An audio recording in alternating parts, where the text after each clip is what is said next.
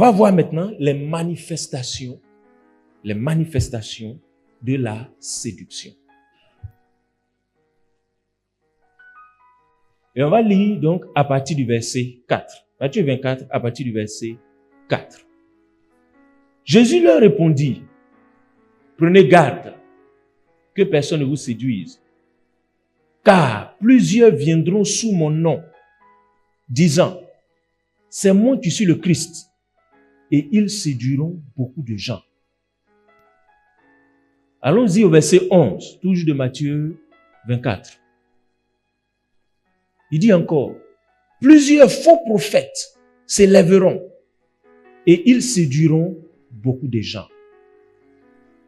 Au verset 24, comme on n'a pas le temps de lire tout le chapitre, on va prendre certaines portions. Allons au verset 24 et 25. Il dit, car il s'élèvera de faux Christ et de faux prophètes.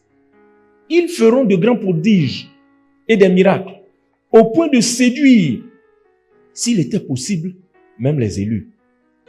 Voici, je vous l'ai annoncé d'avance. Amen.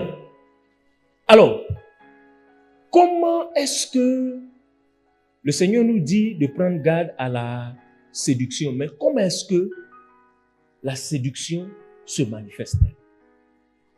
Comment nous arrivons à voir, à percevoir la séduction? C'est ce que nous allons voir maintenant. Il y a trois choses essentiellement au travers de ce texte que nous allons essayer d'étudier. Trois choses qui rendent visible la séduction. Un, ce sont les faux Christ et les faux prophètes. Ensuite, les faux miracles, ce qu'on appelle les miracles mensongers. Et enfin, il y a ce qu'on appelle les fausses doctrines, les faux enseignements. Voici les trois choses dans lesquelles se manifestent, au travers desquelles on voit la séduction aujourd'hui à notre temps. Vous voyez, le Seigneur dit au verset 5 de Matthieu 24, il dit, « Car plusieurs viendront sous mon nom, et ils vont dire, c'est moi qui suis le Christ. » Et ils séduiront beaucoup de gens. Vous savez, ce qui est inquiétant dans les propos du Seigneur quand on lit, c'est que c'est surtout la fin de la phrase. Il dit, ils vont séduire beaucoup de gens. Chaque fois que le Seigneur parle de séduction, il parle de beaucoup de gens qui seront séduits. C'est-à-dire que beaucoup de gens seront trompés. C'est pour cela qu'en introduction, j'ai dit qu'il y aura un grand mouvement de tromperie, de séduction. Une séduction généralisée, un égarement généralisé. Il y a beaucoup de gens qui seront trompés. Trompés par lui. Donc il dit au verset 6, au verset 7, plusieurs vont prendre mon nom. Ils vont prendre mon nom pour venir. Ils vont dire que c'est moi qui suis le Christ. Prenons le premier, la première manifestation. Il dit plusieurs personnes vont venir et ils vont dire que c'est eux les Messies. Parce que le mot Christ veut dire Messie. C'est eux les sauveurs. Bien-aimés frères et sœurs, aujourd'hui, dans notre monde, il y a tellement de Christ. Il y a tellement de sauveurs. Il y a tellement de gens qui se réclament être des sauveurs des hommes. Amen, amen. Et je l'ai dit ici une fois, plusieurs prétendent être des sauveurs des Messies. Il y en a qui disent que c'est eux, les derniers prophètes que Dieu a envoyés. Si tu ne les écoutes pas, tu vas en enfer. J'étais des leurs, il y a quelques années. Je suivais un certain... Il dit que lui, le message qu'il a envoyé là, si tu ne crois pas, tu vas en enfer. Que son message, c'est le dernier message. Frères et sœurs, et ils sont nombreux comme ça, qui le suivent. Il y en a qui dit que lui, il est la voix qui a crié en pleine nuit, la voix de minuit. Il dit c'est lui. Ils sont nombreux comme ça. Il y en a qui ne disent pas qu'ils sont Jésus, mais qui disent que Dieu les a envoyés pour faire une œuvre. En plus de pour Jésus, eux, ils doivent faire quelque chose. Et les gens les suivent en grand nombre, malheureusement. Mais ça, c'est de la séduction. Ça, c'est de la tromperie. C'est de l'égarement. On était tous égarés. Je croyais encore il y a quelques années, Dieu compte faire, que si ce message-là, tu ne crois pas, mais tu vas en enfer. Alors que c'est faux, c'est de la séduction, c'est de la tromperie. Il y a un seul message, il y a un seul évangile. C'est celui que Christ est venu annoncer. Il n'y en a pas deux. Paul a dit, si quelqu'un vous annonce un autre évangile, même si c'est un ange. Alléluia. Frères et sœurs, faisons très attention. La séduction est là, elle est présente. Et nombreux sont les séducteurs, les trompeurs. Des gens qui passent pour être des serviteurs de Dieu. Les faux Christ là, en fait, et les faux prophètes, c'est les faux serviteurs de Dieu. On va lire un texte dans Matthieu 7. Matthieu 7. À partir du verset 15. Sinon le verset 15 lui-même. Matthieu 7, le verset 15. Il dit ceci. C'est le Seigneur qui parle. Hein. Il dit, gardez-vous des faux prophètes. Ils viennent à vous en vêtements de brebis, mais au-dedans, ce sont des loups ravisseurs. Qu'est-ce que le Seigneur veut dire? Les faux prophètes, les faux hommes de Dieu, quand ils viennent à vous là, quand tu le vois en apparence, tu dis c'est Jésus même qui est là, quoi. Ah, non, ça c'est un vrai homme de Dieu. Lui là, non, c'est un vrai homme de Dieu qui est là. Parce qu'en apparence, ce qu'il te présente. Alléluia. Il dit, ils viennent à vous en vêtements de brebis, mais au-dedans, ce sont des loups. Des loups ravisseurs. Vous savez que un loup, c'est pas un animal vis-à-vis de la brebis, c'est pas un animal qui est gentil. Hein. Le loup, quand il vient, c'est pourquoi? C'est pour tuer la brebis. C'est pour cela qu'il parle de loups ravisseurs. Ce sont des loups. Ce sont des destructeurs. Ce ne sont pas des serviteurs de Dieu. Paul disait quelque part, ils donnent l'apparence de serviteurs de Dieu. Mais dans le fond, ce sont de faux serviteurs de Dieu. On va lire nos textes dans Actes. Acte 20. Lorsque Paul s'adressait aux anciens, il a dit une chose. Acte chapitre 20. Je vais lire à partir du verset 29. Je lis le verset 29. Il dit, je sais qu'il s'introduira parmi vous après mon départ des loups cruels qui n'épargneront pas le troupeau. Vous voyez, ici, Paul reprend la même image que notre Seigneur. Il dit, après mon départ, il va s'introduire au milieu de vous, c'est-à-dire dans l'église, des loups cruels. Il parlait de qui? Des hommes qui passent pour être des serviteurs de Dieu, mais qui, en réalité, sont des loups cruels, des loups ravisseurs, qui ne vont pas épargner le troupeau. Ils vont détruire le troupeau. Verset 30. Et qu'il se lèvera du milieu de vous des hommes qui enseigneront des choses pernicieuses pour entraîner les disciples après. Amen. Donc, qu'est-ce que Paul, après, n'est-ce pas, la parole du Seigneur, qu'est-ce qu'il nous dit? Il dit que, après son départ, il va s'introduire dans l'église des serviteurs de Dieu qui auront l'apparence de serviteurs, mais qui, dans le fond, sont des loups. Et ici, Paul est plus précis, il dit les loups cruels. Cruels, ça veut dire méchants. Sans pitié. Malheureusement, c'est ce que nous voyons aujourd'hui, bien amis frères et sœurs. Des serviteurs de Dieu qui passent pour être des serviteurs de Dieu, mais qui, dans le fond, sont des loups cruels. Leur désir, c'est quoi? C'est d'attirer les disciples de Jésus vers eux. Au lieu de prendre les disciples et de les conduire à Christ, c'est d'attirer les disciples vers eux. Et malheureusement, beaucoup sont ceux qui les suivent. Mais cela, c'est dû à quoi? C'est la séduction. c'est la tromperie. Parce qu'en réalité, ils sont dans une véritable tromperie. Lorsque je suis sorti de là où j'étais, je suis retourné vers ces frères avec qui on était, mais ils ne peuvent pas comprendre. Jusqu'à aujourd'hui, ils ne comprennent pas. Quand j'ai beau leur expliquer qu'il ne peut pas avoir un dernier message, il n'y a pas un autre message après celui de Christ, ils ne croient pas. Ils y sont et ils sont entrés. Alléluia. Donc, Paul nous dit de faire très attention. Il dit de faire très attention. Si vous lisez un peu déjà au verset 28, il dit donc, prenez donc garde.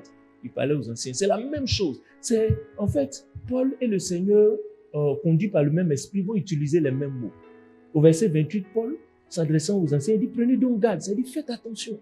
Même chose comme le Seigneur a dit. Prenez garde, faites attention. Il va s'introduire au milieu de l'église des gens qui passent pour être des serviteurs de Dieu. Mais dans le fond, ce sont des séducteurs. Ce sont des trompeurs. Ils ont été envoyés par le diable pour tromper l'église. Toute leur intention, c'est d'attirer les disciples à eux, pas à Christ. Que Dieu soit béni. Est-ce que vous me suivez? Est-ce que vous comprenez ce que je suis en train de dire? Que Dieu vous bénisse. Alors, donc, la première catégorie de ceux, donc la manifestation de la séduction, ce sont donc les faux serviteurs de Dieu. Les faux serviteurs de Dieu qui, leur travail, c'est donc d'entraîner les enfants de Dieu hors de la volonté de Dieu. Tout ce qu'ils font, c'est de nous détourner de la voie de Dieu et de nous faire entrer dans l'erreur, dans le mensonge. Nous faire croire donc le mensonge. 2 Corinthiens 11, à partir du verset 13.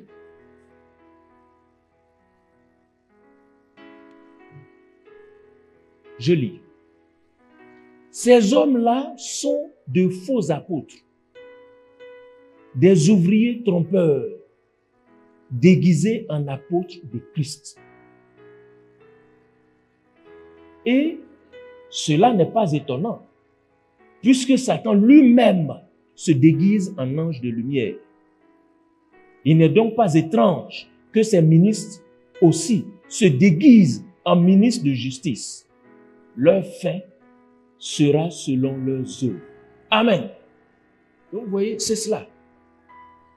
Donc Paul dit ici que ces apôtres-là, ces séducteurs-là, sont de faux apôtres, sont de faux serviteurs de Jésus. En fait, ce sont des ouvriers trompeurs. Tout à l'heure, je vous ai dit que la séduction, c'est la tromperie. Ce sont donc des ouvriers trompeurs, déguisés en apôtres de Christ. Et je vous avais dit qu'un des moyens par lequel le diable s'est séduit, c'est le déguisement. Ils ont une apparence. Ils sont vêtus en peau de brebis. C'est ça le déguisement. Mais Paul dit, cela n'est pas étonnant, puisque Satan lui-même se déguise en ange de lumière. Alléluia. Le diable lui-même, c'est un trompeur. Il se déguise pour tromper. Il dit, il n'est donc pas étrange que ces ministres aussi se déguisent en ministres de justice. Leur fin sera selon leurs œuvres. Parce que justement, leur fin va arriver. Que Dieu soit béni. On va lire encore 2 Pierre 2, à partir du verset 1. Pierre dit ceci. Il y a eu parmi le peuple de faux prophètes. Et il y aura de même parmi vous de faux docteurs qui introduiront des sectes pernicieuses et reniant le maître qui les a rachetés, attireront sur eux une ruine soudaine. Plusieurs les suivront dans leur dissolution et la voix de la vérité sera calomniée à cause d'eux. Amen. Vous voyez, Pierre répète encore la même chose que le Seigneur avait dite. Il dit, plusieurs vont les suivre. Ils vont tromper beaucoup de gens. à la fin des temps, la tromperie sera généralisée. L'égarement sera généralisé. Il y aura un grand mouvement de tromperie religieux. C'est ce que ce soit le Seigneur, que ce soit l'apôtre Paul, que ce soit l'apôtre Pierre, c'est la même chose. Tout à l'heure, on va lire pour Jean, c'est la même chose. Ils sont plusieurs et ils trompent beaucoup de gens. Malheureusement, les avertissements que le Seigneur nous donne, malheureusement, on n'écoute pas. Et nous tombons donc dans la séduction. La deuxième manifestation, comme j'étais en train de vous le dire, la deuxième manifestation donc de la séduction, ce sont les fausses doctrines. Les fausses doctrines. Les faux enseignements. Les doctrines qui n'ont rien à voir avec ce que Jésus a enseigné et avec ce que ses apôtres ont enseigné. Une des manifestations aujourd'hui de la séduction, ce sont les faux enseignements. Malheureusement, aujourd'hui, comme on vient de le lire, il dit, il y aura parmi vous des faux docteurs qui vont introduire des sectes pernicieuses, c'est-à-dire qui vont enseigner des choses graves, qui vont enseigner des choses qui vont diviser, qui vont créer des clans. Alléluia. Bien-aimés frères et sœurs, nous devons faire très attention. Les faux enseignements, les fausses doctrines sont une des manifestations donc de la séduction. 1 Timothée 4 à partir du verset 1.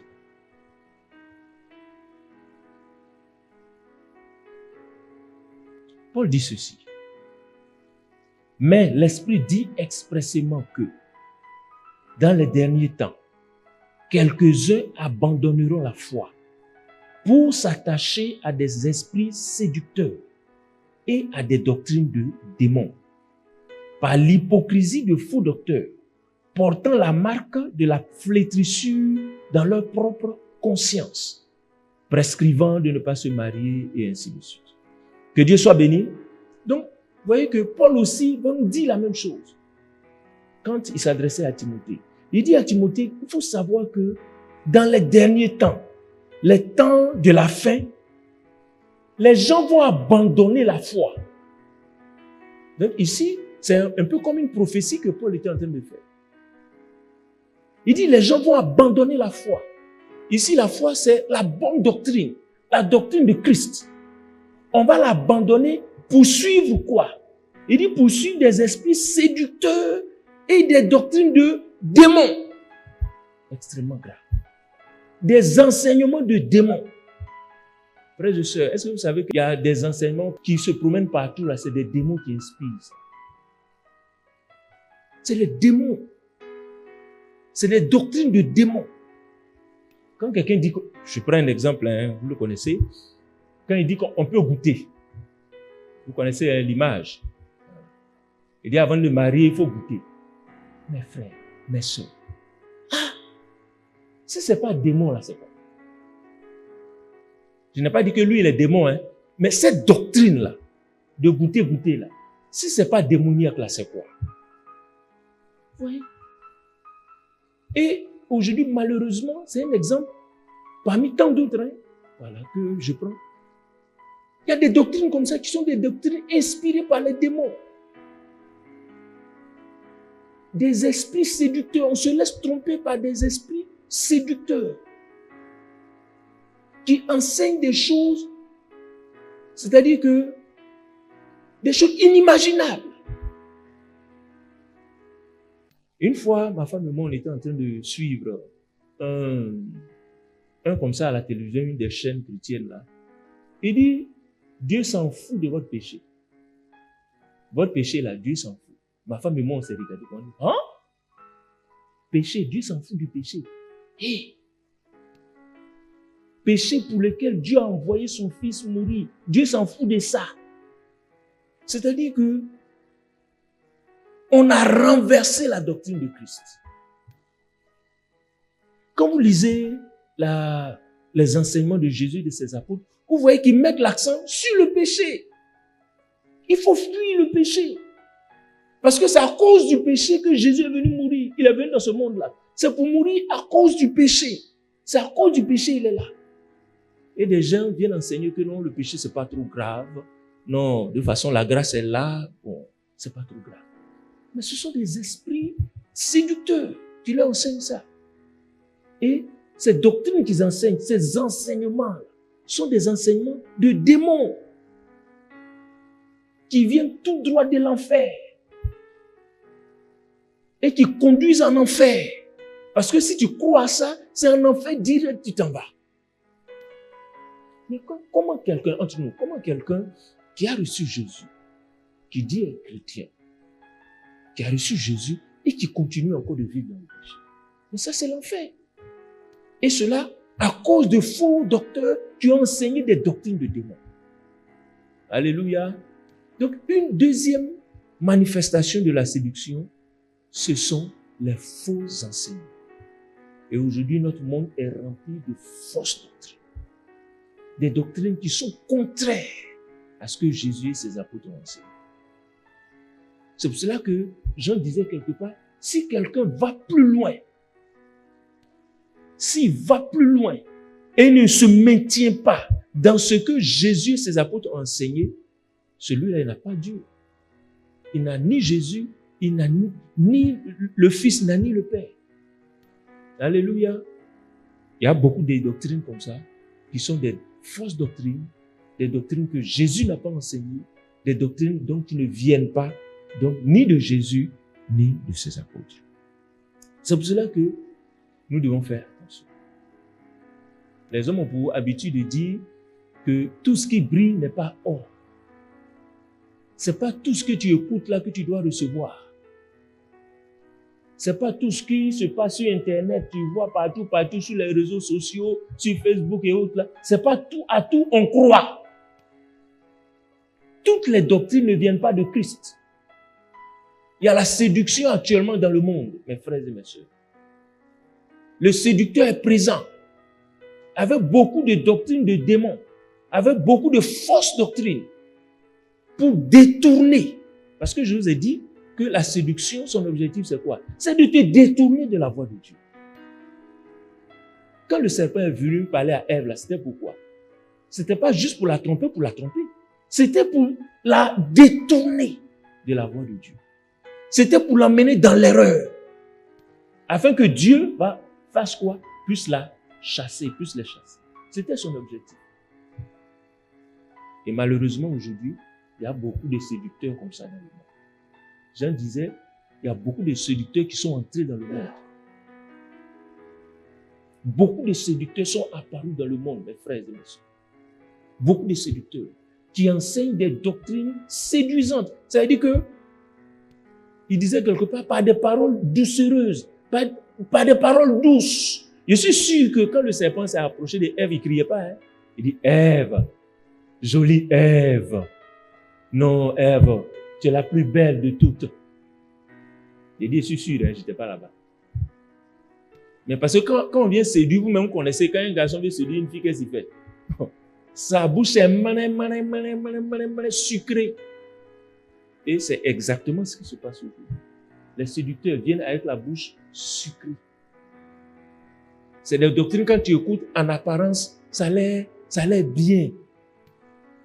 Parce que je vous ai dit que une des armes de l'ennemi, c'est le déguisement. C'est la contrefaçon. Au-dessus, il y a un vernis de vérité, mais dans le fond, c'est un gros mensonge. Un mensonge qui mène en enfer. C'est pour cela que nous devons faire très attention. Bien-aimés frères, bien-aimés sœurs. La séduction est là. Les séducteurs sont présents. Faisons très attention. Ne nous laissons pas emporter par n'importe quelle doctrine. Nous ne serons pas des enfants flottants, emportés à tout vent de doctrine, comme Éphésiens le dit. Parce qu'il y a beaucoup de doctrines qui circulent. Et notre monde est rempli. Avec les réseaux sociaux, les doctrines vont vite. Quelqu'un aux États-Unis prêche une mauvaise doctrine, le même jour on reçoit ça ici. Faisons très attention. C'est une mise en garde quand le Seigneur nous a dit, prenez garde, faites attention, méfiez-vous, afin que vous ne soyez pas séduits. Si le Seigneur dit, faites attention, c'est parce que le risque de séduction est grand. Nous devons donc faire très attention. Que Dieu soit béni. Alors, la troisième manifestation de la séduction, je vous l'ai dit, ce sont les miracles mensongers. Ah, ça, on est arrivé à un très haut niveau de séduction. Très haut niveau de séduction. Mais écoutez, tu vas voir un soi-disant homme de Dieu. Il fait une certaine prière pour toi, tu es guéri. Tu vas dire que c'est un faux homme de Dieu. Et comment tu vas convaincre la personne même pour lui dire que lui là c'est un faux homme de Dieu? Il dit, mais moi j'étais malade, il m'a guéri. Alléluia. Oh le Seigneur, dans Matthieu que nous avons lu, on va revenir dans Matthieu 24. Ah, il nous faut faire très attention. Hein. Il nous faut faire très attention. Les miracles, les prodiges sont des moyens de séduction très forts. Matthieu 24, allons-y au verset 24. Matthieu 24, verset 24. Il dit, car il s'élèvera de faux Christ et de faux prophètes. Ils feront de grands prodiges et des miracles au point de séduire, s'il est possible, même les élus. Donc, le Seigneur n'a pas dit qu'ils ne vont pas faire miracle. Il dit, ils vont faire des miracles. Et puis il dit, de grands prodiges. Il n'a pas de petits prodiges, de grands prodiges. Des choses extraordinaires. Des choses qui étonnent. C'est-à-dire que quand tu vois ça, ça te secoue. Mais c'est des miracles mensongers. C'est des miracles pour séduire. Derrière là, c'est pour te tromper.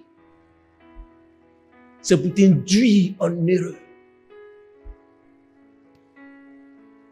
C'est pour ça que tout à l'heure j'ai dit, tout ce qui brille n'est pas or. Il y a or plaqué et puis il y a or blagué. Ça, bon, ceux qui chantent Zouglou le disent. Il y a or plaqué et puis il y a or blagué. Donc ça a l'air joli, mais c'est mensonger, c'est trompeur. L'objectif, c'est pour séduire. L'objectif, c'est pour tromper. La finalité, c'est pour t'égarer, te détourner de la voie de Dieu. Donc, on ne peut plus se fier. C'est ce que je veux dire. On ne peut plus se fier aux miracles et aux prodiges pour dire que tel là est serviteur de Dieu, tel est prophète de Dieu. Parce qu'aujourd'hui, il y en a, c'est leur signe. Non, mais puisqu'il fait miracle, il dit au nom de Jésus. Il utilise même le nom de Jésus. Mais Jésus a dit ça. Il dit, ils vont venir à mon nom, ils vont prendre mon nom, ils vont utiliser mon nom. Mais derrière, c'est pas moi. Ils prennent seulement mon nom. C'est comme quelqu'un peut prendre le nom de l'apôtre et puis arriver quelque part. Non, c'est l'apôtre Béni qui m'a envoyé. Et comme on connaît l'apôtre Béni, on dit, ah oui, donc si il est venu de l'apôtre, je veux dire, il arrive par exemple quelque part à Boaké, où on a une église. Il dit non, je viens au nom de l'apôtre Béni. Il m'a envoyé, on va le recevoir avec faste. Alors que c'est un menteur. Donc on peut prendre le nom de quelqu'un pour mentir. Alléluia. Non, c'est pas parce qu'il dit au nom de Jésus. C'est pas parce qu'il prend la Bible que tout ce qu'il dit là est vraiment de Jésus. Donc frères et sœurs, ce que je veux dire, faisons attention. J'ai failli dire en guillemets, on est en danger. Parce que la séduction est grande. Le diable a peaufiné ses ruses. Rien que pour tromper le maximum de personnes, les emmener en enfer. Et comme je vous ai dit, Ce qui est bizarre dans la séduction, celui qui est séduit, il ne sait pas qu'il est séduit. C'est comme quand quelqu'un est envoûté. Il ne sait pas où. Tu as beau lui expliquer, mais mon frère, comment? Il ne peut pas comprendre. Il est sous une fascination, un ensorcellement. Il ne peut pas. La séduction, c'est ça. Faisons attention. Le Seigneur a dit, prenez garde. Que personne ne vous séduise. Les miracles sont des sources de séduction. Les prodiges. Je me rappelle, une fois à la télévision, il y a un homme de Dieu qui priait. Et puis il a dit, vous allez recevoir des dépôts. Les gens regardent dépôts. Mes frères, j'avais envie d'être là-bas aussi. Hein. Mais comment? Dépôt. Bon, on ne nous a pas dit combien il y a un dépôt là. Hein. Mais en tout cas, ceux qui étaient là ont vu qu'il y avait vraiment dépôt. Il a parlé, puis dépôt. Ma soeur, tu vois ton téléphone là, il y a dépôt là-dessus. Quand tu vois ça, tu as dit que c'est un faux homme de Dieu. Comment? Alors qu'il peut être faux.